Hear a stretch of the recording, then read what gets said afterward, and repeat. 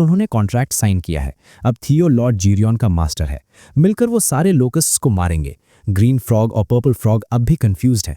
उन्हें पसंद नहीं आ रहा कि उनका लॉर्ड एक वीक गोल्डन कैट को अपना मास्टर बना चुका है, लेकिन वो ये भी समझते हैं कि इसी गोल्डन कैट की वजह से उनका लॉर्ड जो पॉइजन से मरने वाला था अब जिंदा है, तो वो शिकायत भी नहीं कर सकते। थियो उन्हें आगे जाकर फाइट करने का आदेश देता है और लॉर्ड जीरियन अपनी पावरफुल टंग से लोकस्ट्स खाना जारी रखता है, स्वॉर्म को नेचुरल डिजास्टर की तरह साफ करता हुआ। मीनवाइल सीन फिर मिस्टीरियस सेफ हाउस के अंदर लौटता है। सेओजुन और बाकी सब जागते हैं, स्ट्रेच करते हुए, यॉर्निंग करते हुए, खुद को रेस्टेड महसूस करते हैं। तभी उन्हें तुरंत कुछ नोटिस होता है, थियो वहां नहीं है। सेओजुन चारों तरफ देखता है, उसका एक्सप्रेशन सीरियस हो जाता है। थियो कहाँ गया? थियो के कमरे में ना होने का एहसास होते ही सेओजुन का दिल बैठ जाता है। वो बार बार देखता है लेकिन थियो कहीं नहीं है। अब सेओजुन सच में वरिड हो जाता है। बाकी सब भी नोटिस कर लेते हैं और थोड़ी देर पहले की स्लीपी कंफर्ट तुरंत गायब हो जाती है। सब ऐसे प्रिपेयर हो जाते हैं जैसे वॉर हो। सेओजुन अपना डैगर निकालता है, ब्लैक वॉरियर रैबिट अपना हैमर कसकर पकड़ता है, बेबी बेयर अपनी क्लब उठाता है, जो भी हिलेगा स्मैश करने को तैयार। अब वो सिर्फ टीम नहीं है, वो फैमिली है और वो अपने होमी को ढूंढने जा रहे हैं। रेड रिबन प्रिंसेस कंफ्यूज्ड है, उसकी भौवें सिकुड़ जाती हैं। उसे समझ नहीं आ रहा कि थियो आधी रात को अकेले बाहर कैसे चला गया। आयोना सबसे ज्यादा वरिड है। वो कहती है कि बाहर का एरिया अब भी लोकस्ट से भरा हो सकता है और वो किसी भी वक्त थियो को नुकसान पहुंचा सकते हैं। थियो के हर्ट होने का ख्याल उसके सीने को जकड़ लेता है और वही डर सेओजुन को और ज्यादा डिटर्मिन बना देता है। उसे पता है कि थियो को जल्दी ढूंढना होगा, क्योंकि अगर कुछ गलत हुआ तो बहुत तेजी से होगा। सब तैयार हो ही रहे होते हैं कि ब्लैक वॉरियर रैबिट आगे बढ़ता है और लेजेंड के नाइट की तरह सीना तान लेता है। वो रेड रिबन प्रिंसेस की तरफ देखता है और कसम खाता है कि चाहे कुछ भी हो जाए, वो उसे हर हाल में प्रोटेक्ट करेगा। रेड रिबन प्रिंसेस सरप्राइज में पलक झपकाती है, फिर हल्का सा ब्लश करती है और कहती है कि उसे उस पर भरोसा है, सर नाइट कहकर। वो शब्द सुनते ही ब्लैक वॉरियर रैबिट खुद लाल हो जाता है, पूरी तरह फ्लस्टर्ड। उसके कान खुशी से ऐसे भड़कते हैं जैसे फट ही जाएंगे। सेओजिन सबको फोकस करने को कहता है और रेडी होने को बोलता है। फिर वो डायमेंशनल डोर की तरफ बढ़ता है। डोर खुलते ही सब बाहर रश करते हैं, वेपन्स रेडी, आंखें शार्प, स्टैंड्स फर्म। एक सच्ची फैमिली की तरह जो अपने मेंबर को वापस लाने के लिए गॉड से भी लड़ने को तैयार हो। लेकिन बाहर कदम रखते ही सब फ्रीज हो जाते हैं। कुछ भी नहीं है। आसपास पूरा एरिया खाली है, ना लोकस्ट्स, ना एनिमीज, ना मूवमेंट। सिर्फ डायमेंशनल गेट उनके पीछे खड़ा है और सामने स्वॉर्म शांत है। सेओजुन तुरंत समझ जाता है कि जो एरिया उन्होंने पहले क्लियर किया था वो अब भी सेफ है। लेकिन जैसे ही वो थोड़ा रिलैक्स करता है, ब्लैक वॉरियर रैबिट के कान जोर से फड़कते हैं। वो हाथ उठाकर सबको रुकने को कहता है।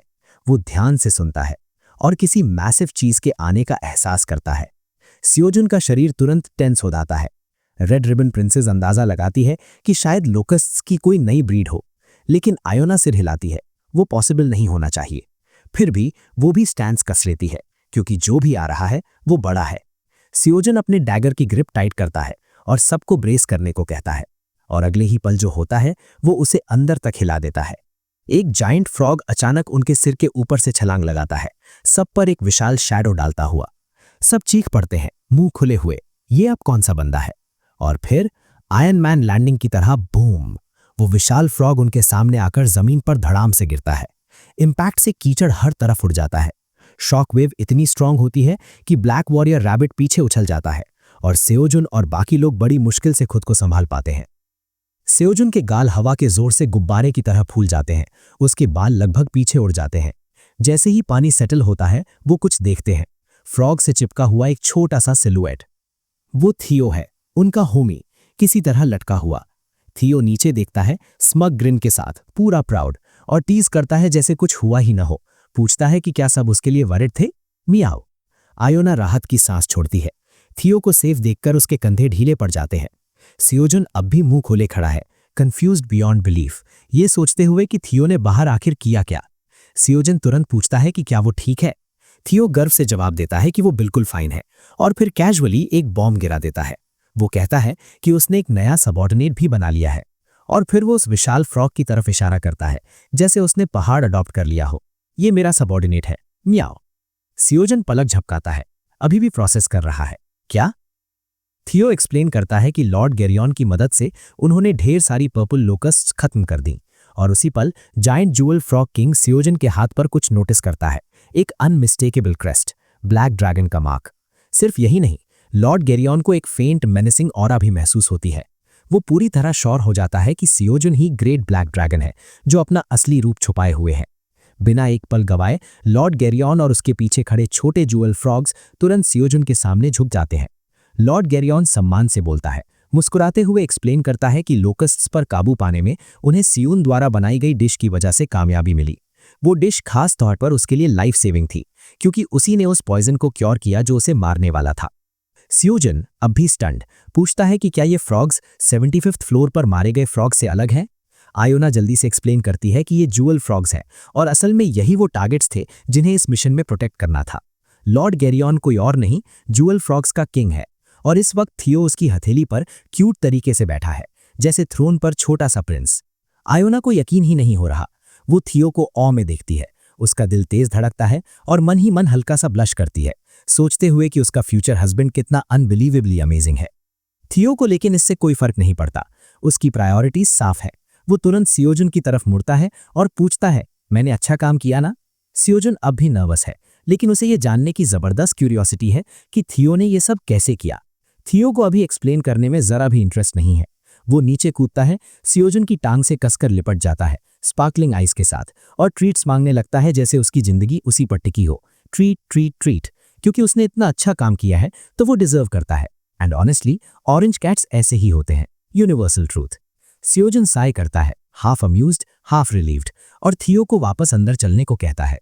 सियोजुन डायमेंशनल डोर फिर से खोलता है और सबको बताता है कि बात अंदर करेंगे। वो थियो से प्रॉमिस करता है कि अंदर उसे ट्रीट्स मिलेंगे। थियो तुरंत ऐसे मुस्कुराता है जैसे रिवॉर्ड पहले ही टेस्ट कर लिया हो। लेकिन जैसे ही सियोजुन मुड़ता है, वो नोटिस करता है कि गेरियन हेजिटेट कर रहा है।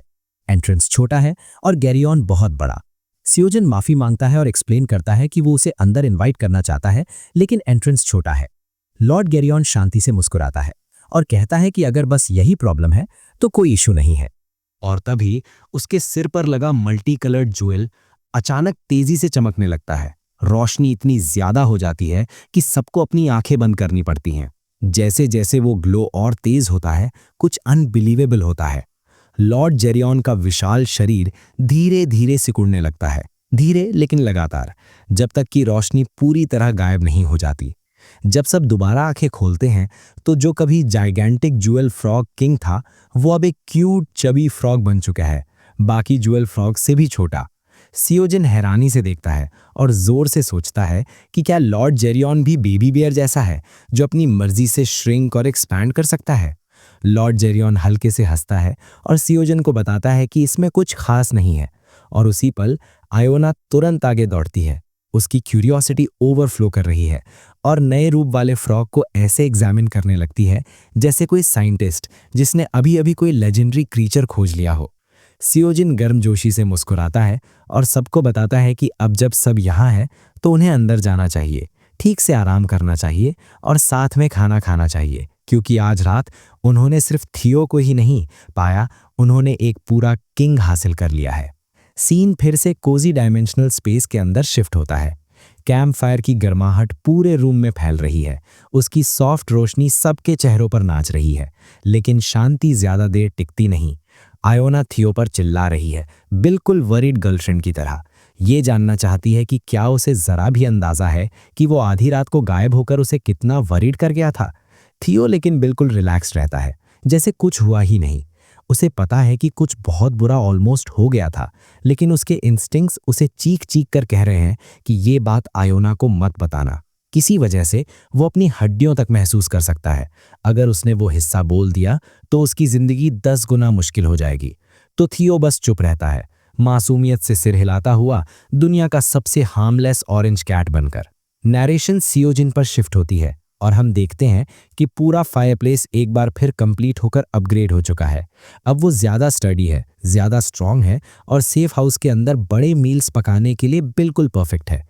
थियो और बाकी सब आग के चारों तरफ जमा हो जाते हैं, अनकंट्रोलेबली ड्रूलिंग करते हुए, क्योंकि एक जाइंट क्ले पॉट में एक डिलिशियस स्ट्यू धीरे धीरे पक रहा है। इस डिश का नाम है पर्पल शेफ्स पोटैटो स्ट्यू। ये पतले कटे हुए purple locust meat, detoxifying green onions और स्ट्रेंथ पोटैटोज से बना है। सबको लंबे समय तक उबाला गया है ताकि फ्लेवर्स आपस में ब्लेंड हो जाएं और इफेक्ट्स एक दूसरे को एनहांस करें। सिस्टम इसके इफेक्ट्स साफ साफ एक्सप्लेन करता है।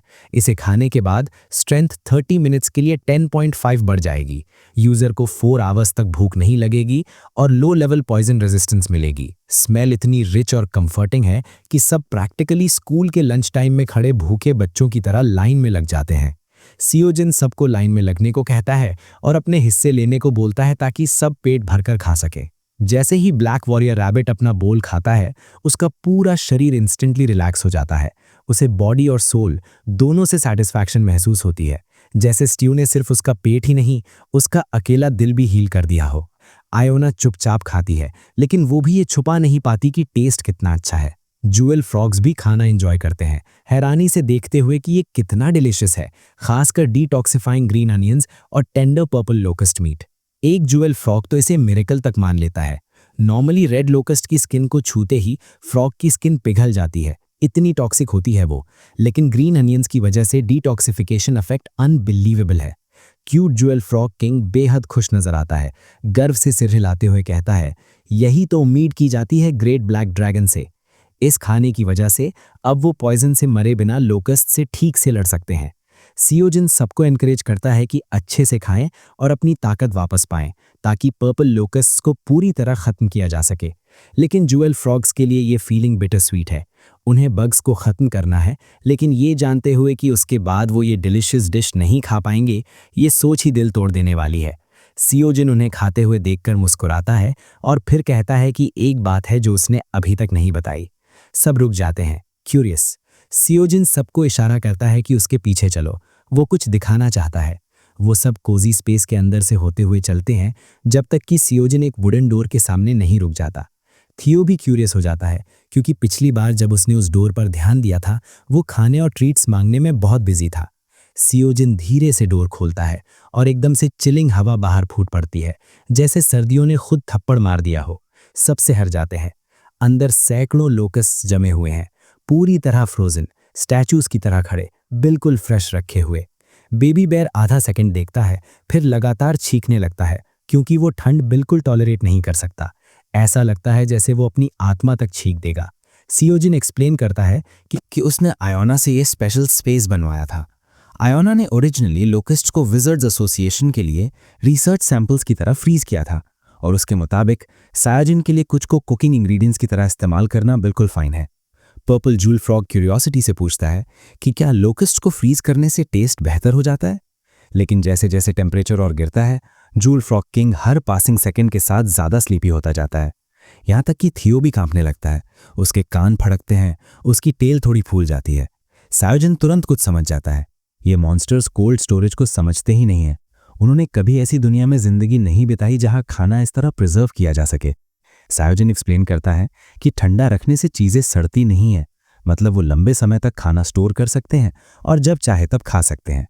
जैसे ही सायोजिन आयोना की तारीफ करता है, आयोना ब्लश कर जाती है, शाय हो जाती है और एक्सप्लेन करती है कि इतने बड़े स्पेस पर semi permanent freezing magic circle बनाना एक्चुअली बहुत हाई लेवल मैजिक है, लेकिन फिर भी वो कर पाई। सब फिर से सरप्राइज हो जाते हैं, ये समझते हुए कि आयोना सच में कितनी कैपेबल है। बेबी बेयर तुरंत जायंट आइस क्यूब्स पर चढ़ने लगता है, जैसे प्लेग्राउंड इक्विपमेंट हो, जबकि रेड रिबन प्रिंसेस सोचती है कि क्या डिटॉक्सिफाइंग ग्रीन अनियंस को भी फ्रीज कर देना चाहिए ताकि वो वेस्ट ना हो। सायोजिन उसे बताता है कि ग्रीन अनियंस ठीक हैं, क्योंकि वो बस और फार्म कर सकता है। जूल फ्रॉग्स कंफ्यूजन में पलक झपकाते हैं और पूछते हैं, फार्मिंग क्या होता है? सायोजिन एक्सप्लेन करना शुरू ही करता है कि वो नोटिस करता है सब छींक रहे हैं, खास रहे हैं, क्योंकि ठंड बहुत ज्यादा है। तब तक जूल फ्रॉग किंग वहीं पर सो चुका होता है, सीधे हाइबरनेशन में चला जाता है। मीनवाइल आयोना और ग्रीन जूल फ्रॉग बिल्कुल फाइन है, ऐसे खड़े हैं जैसे ठंड एग्जिस्ट ही नहीं करती। सायोजिन ये सीन देखता है और अचानक उसके दिमाग में एक ग्रेट आइडिया बनता है और सीन शिफ्ट हो जाता है एडमिनिस्ट्रेटर टावर पर। एलियन वहां है, एक साथ कई किताबें पलटते हुए। वो इंटेंसली पढ़ रही है, ऑब्सेसिवली, उसकी आंखों में डिटर्मिनेशन जल रही है। वो एक स्किल ढूंढ रही है, कुछ ऐसा जो सायोजिन को और स्ट्रांग बना दे, जो ये पक्का कर दे कि वो हायर फ्लोर्स पर आसानी से ना मरे, क्योंकि अगर सायोजिन मर गया तो एलियन को लगता है कि वो अपनी जिंदगी जी ही नहीं पाएगी। वो किताब पर किताब पढ़ती जाती है, और तेज और तेज। तभी अचानक उसकी आंखें चमक उठती हैं, उसे कुछ मिल गया है। किताब खुद मैजिकल है, उसके लेटर्स चमक रहे हैं।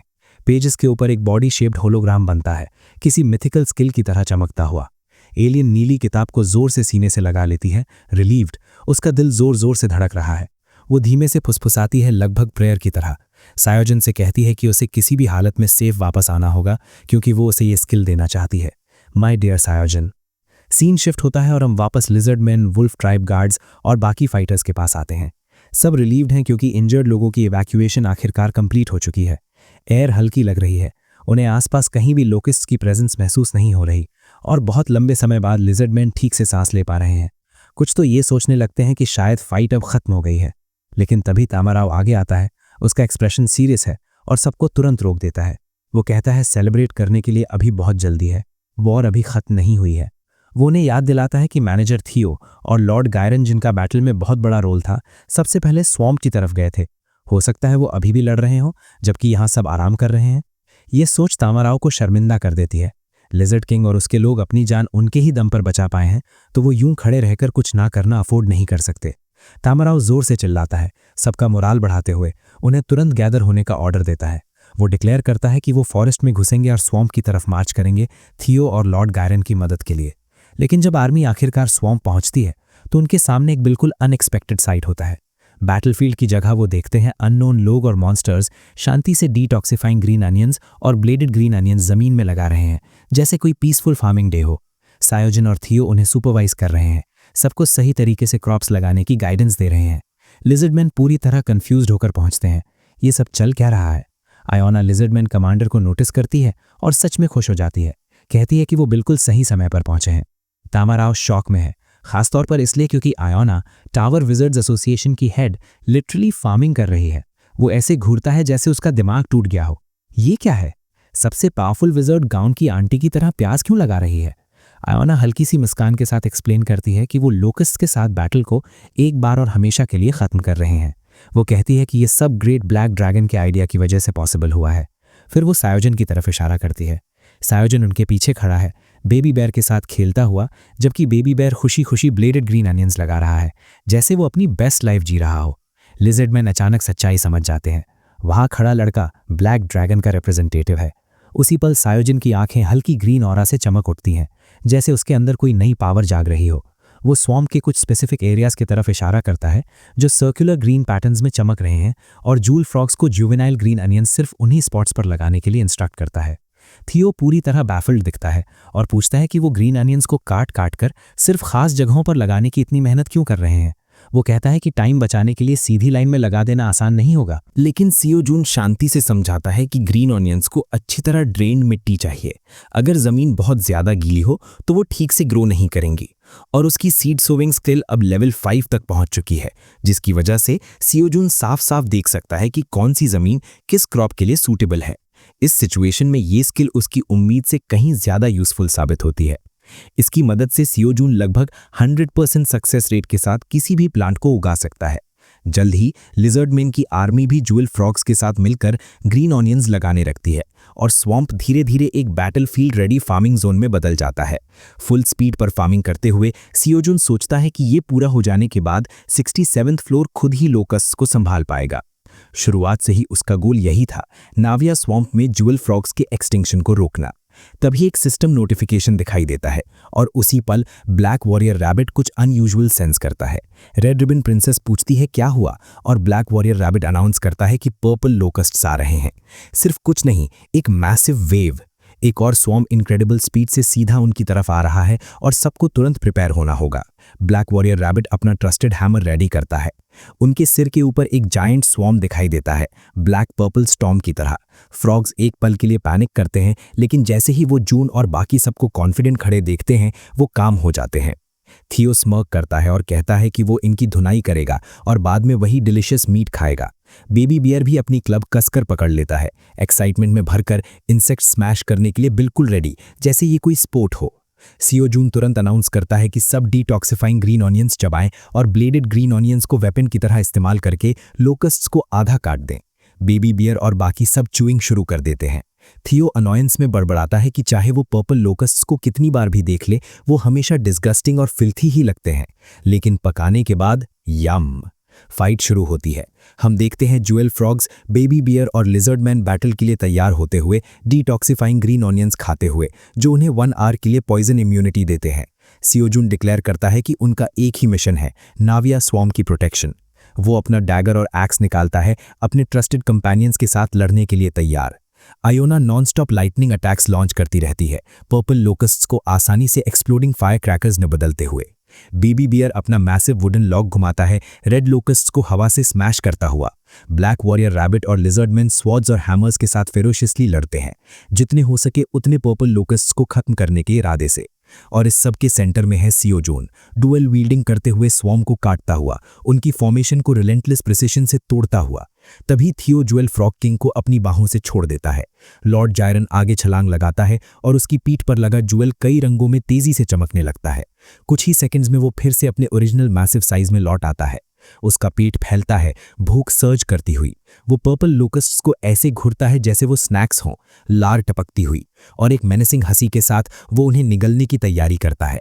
यहां तक कि लोकस्ट्स भी उसकी मुस्कान देखकर डर जाते हैं। ऑनेस्टली नरेशन को भी उन पर थोड़ा तरस आता है।